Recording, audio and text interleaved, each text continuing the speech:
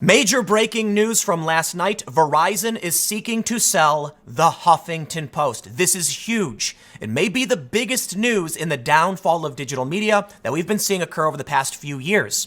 Regardless of whether or not Verizon can actually sell the Huffington Post, I think it's fair to say we can expect layoffs. If they can't sell and they want to deprioritize, they're going to cut costs. And if they do sell, the new buyer is going to want to streamline things. But this is all occurring around another big story in the downfall of media. Vice just had layoffs last month, and there's a lot of news pertaining to Vice News being canceled, the merger of Vice News and Viceland, and all of these are smaller stories that on their own didn't warrant a bigger video, but now we can see the fuller picture. So the question I've asked over and over again is, why are these media outlets failing? At the same time, conservative media is doing particularly well as moderate centrist and even to an extent liberal that's not so ideologically, intersectional, I would say. What is the cause? Well, I think I've just described it for you. What I want to do is we'll go over the latest news, and I want to talk about what I see as somebody who is, I would still say to an extent I'm an insider with some of these organizations because of the organizations I'm a member of and the people I regularly communicate with, but admittedly I'm not as much of an insider in media as I used to be. But I could predict this. And let me tell you, from the termination of Splinter News, which just happened only a week or two ago, that used to be called Fusion. I worked there. I warned them this would happen. From Vice, I used to work there as well. I warned them that this would happen, and now we are seeing these companies take the big hit, and I believe it has to do with their partisan, ideological left-wing push. Let's get started with the story from the Financial Times. Verizon seeks buyer for Huffington Post website. Before we get started, make sure you head over to timcast.com/donate if you would like to support my work. There's a PayPal option, a crypto option, a physical address, but of course, the best thing you can do, just share this video. I'm competing with these big media companies myself. And they have these massive marketing budgets. If I am going to grow and actually challenge that competition, I need your help.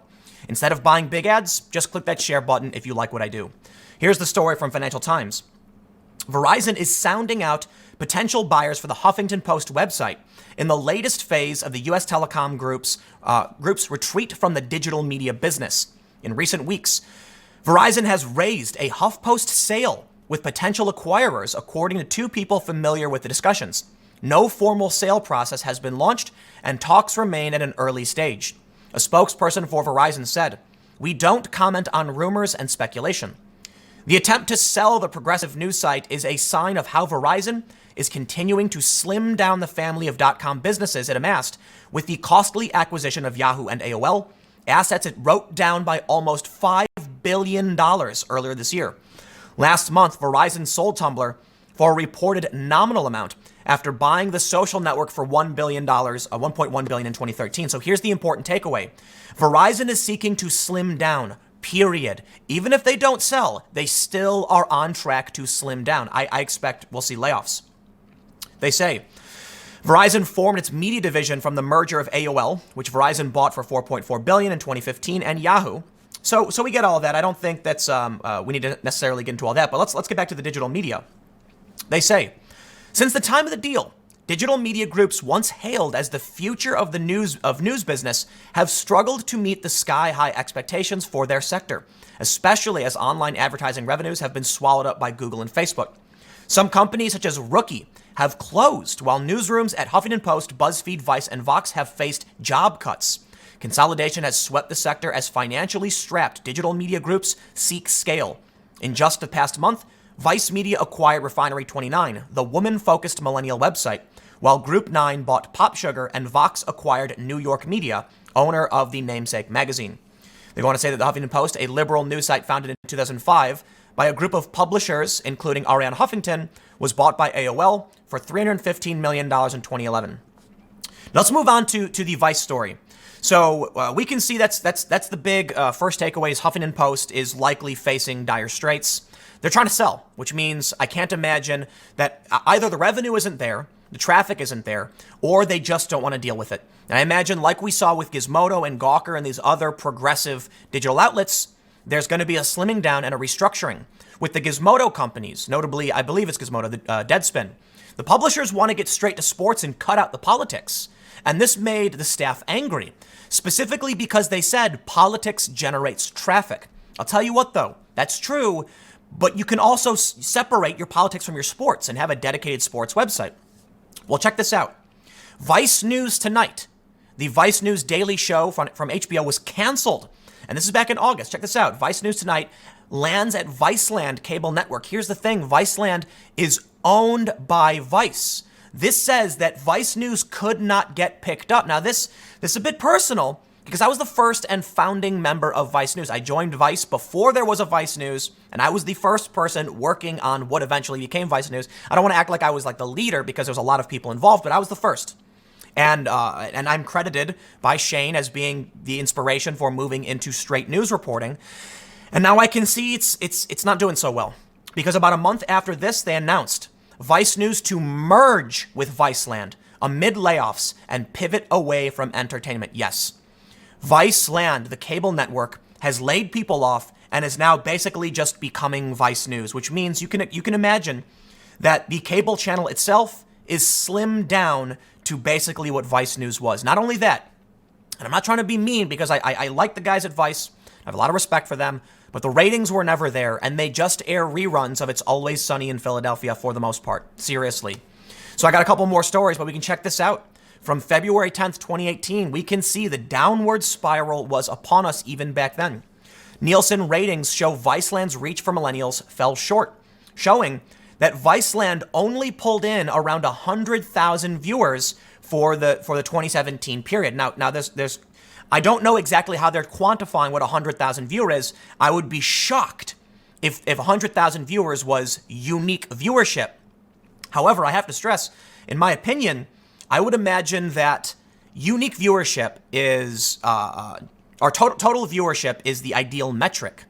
If they're talking about 100,000 viewers at once for one of their programs, why would they say all of their viewership? Certainly they'd want to claim it was more, but my understanding is this may be that at any given moment they're hitting around 100,000 viewers, which is typical of most cable networks.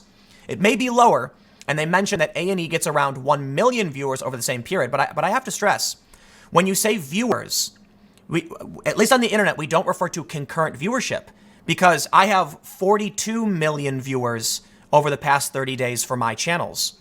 I wouldn't want to make that seem like it was less. In terms of unique viewership, meaning a unique individual and how many videos they've watched, it's around, I think, 6 or so million. So it's much less. The average person watches around 8 to 10 videos. But let's move on, because here's the question I had, and I'm sure many of you are wondering. Great, we've seen these companies are taking major hits. They're on the decline. Well, as I've stated before, I believe this heavily has to do with the idea of getting woke and going broke.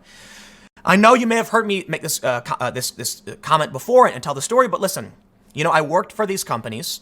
I was in these offices talking with their marketing people, asking them what was their goal. And they all basically told me, because generations tend to skew to the left, we must adopt left-wing politics because that's what's going to be in the future, mainstream. That's what Vice did. In reality, though, that's not the case. Generation Z has moved slightly more conservative, still more progressive than Gen Xers, which means when trying to build a media brand, for one, you can't grow forever.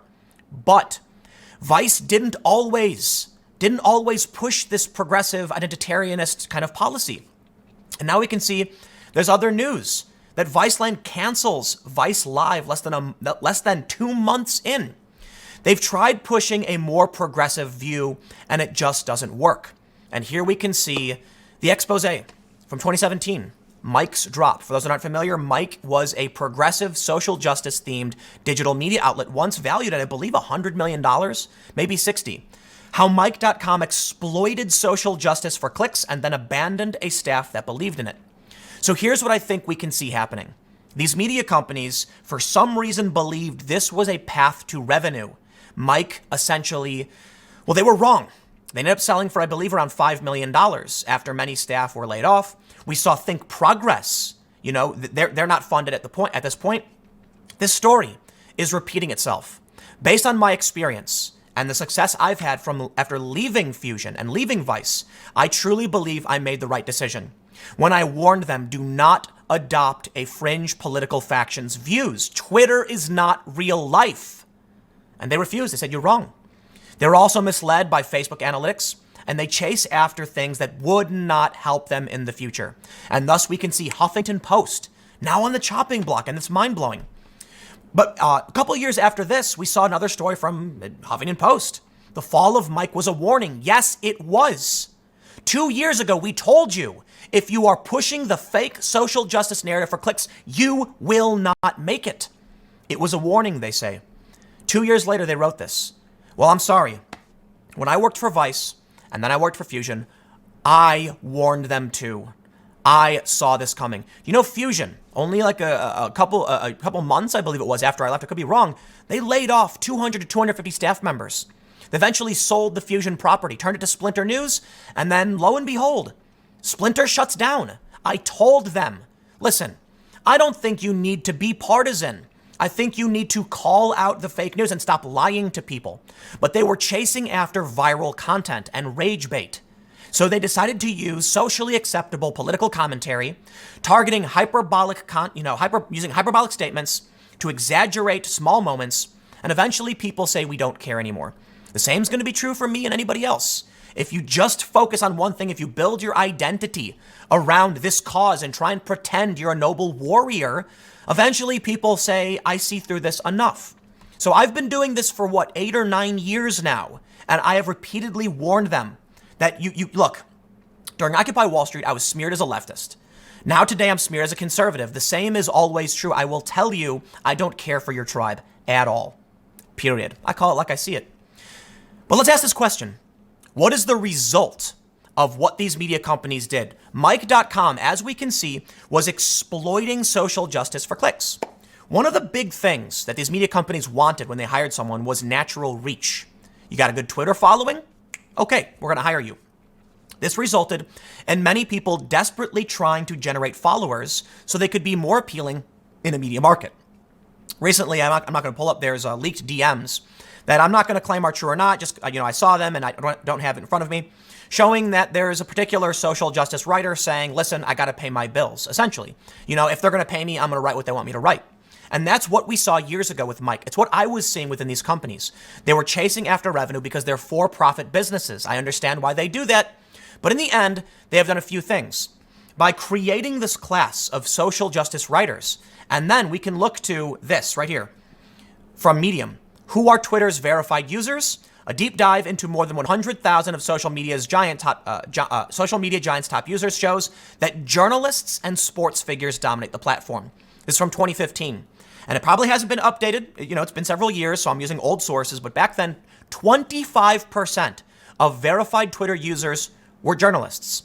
It makes sense. Twitter is an excellent platform for up-to-date information. But what happens then when you have companies that are employing social justice activists to exploit them for clicks?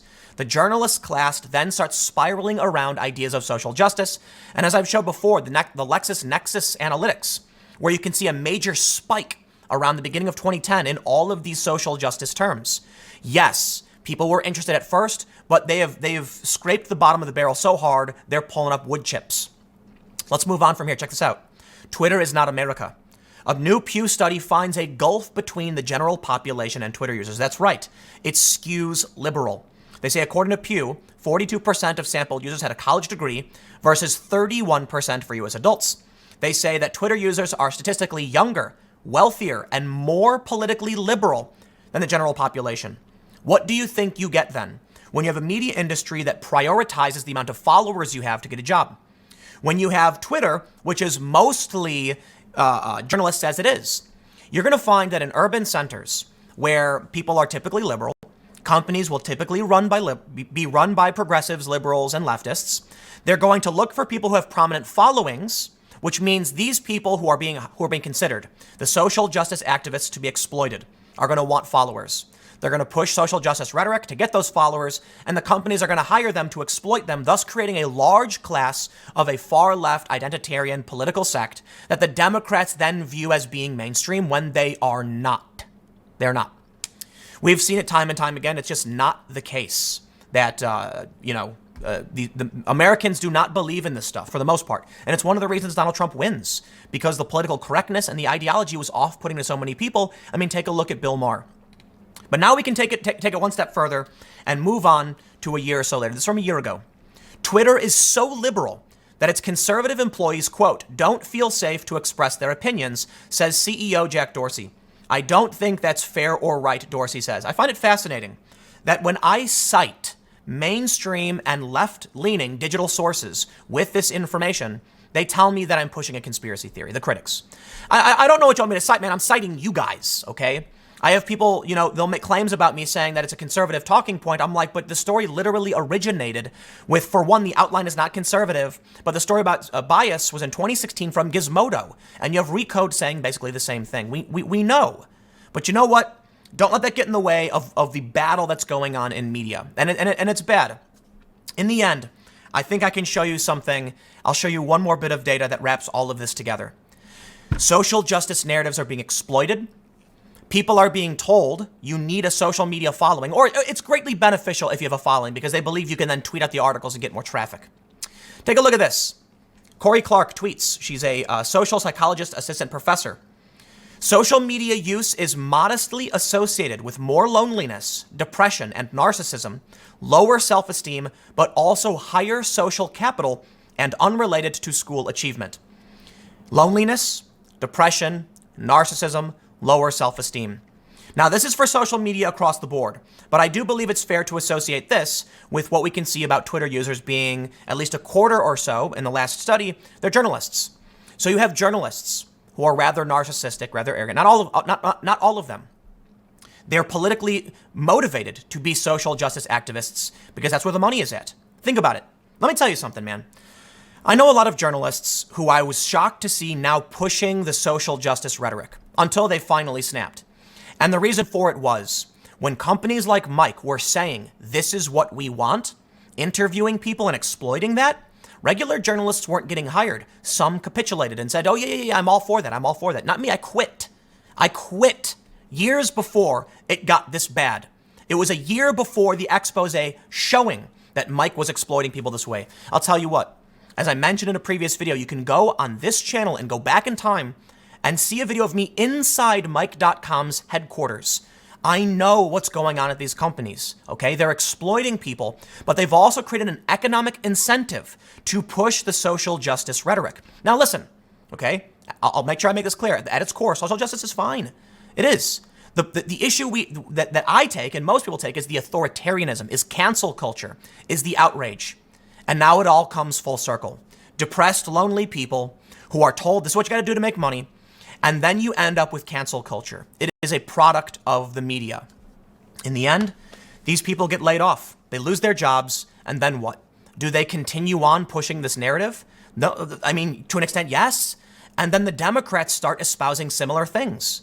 They start pushing more and more into this because there is no point at which they can stop and say, we've accomplished it. It always has to go one step beyond. If you're a media outlet looking for clicks, you cannot simply stop by saying person X did Y. You have to the next day, to get more clicks, say person X who did Y then did Z. So the escalation must occur. And this is causing serious problems for our politics. But this is the good news.